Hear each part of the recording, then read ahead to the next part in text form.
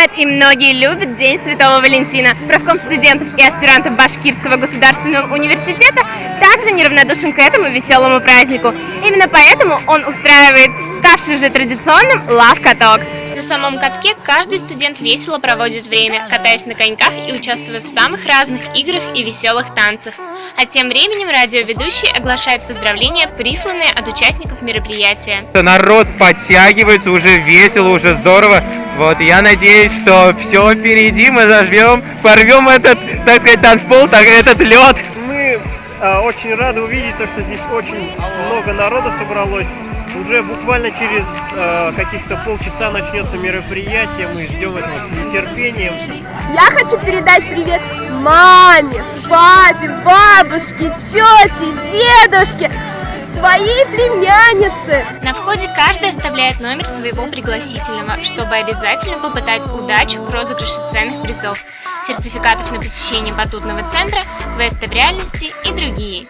Интрига вечера состоит в том, кто же все-таки выиграет поездку в Казань.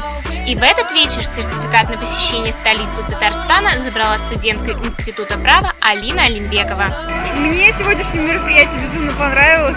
Столько просто эмоций, такая движуха просто, не знаю, мне безумно нравится. Спасибо большое, что правком, что организовал это мероприятие. Сегодняшнее мероприятие мне очень понравилось. Я надеюсь, что оно зарядило меня позитивом на весь семестр, и что у меня получится все сдать, и все будет хорошо. Наверное, самым запоминающимся моментом для многих стало предложение руки и сердца своей возлюбленной одного из участников мероприятия. Правком ТВ хотел бы присоединиться ко всем поздравлениям в адрес будущей семьи и желает им светлых дней и семейного счастья.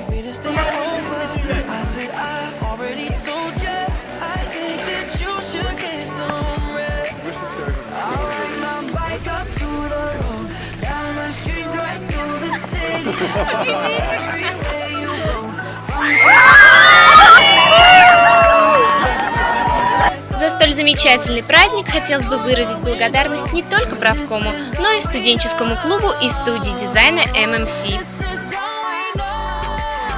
Мероприятие настолько наполнено духом праздника любви, что мы надеемся, что каждый студент в этот вечер наслаждается обществом своей второй половинки, а кто-то, возможно, смог ее найти. Динара Шафигуллина, Динар Халимов, специально для Правком ТВ. Тетя Зеня, дядя Петя, моей троюродной тете, которая живет в Анапе. Привет!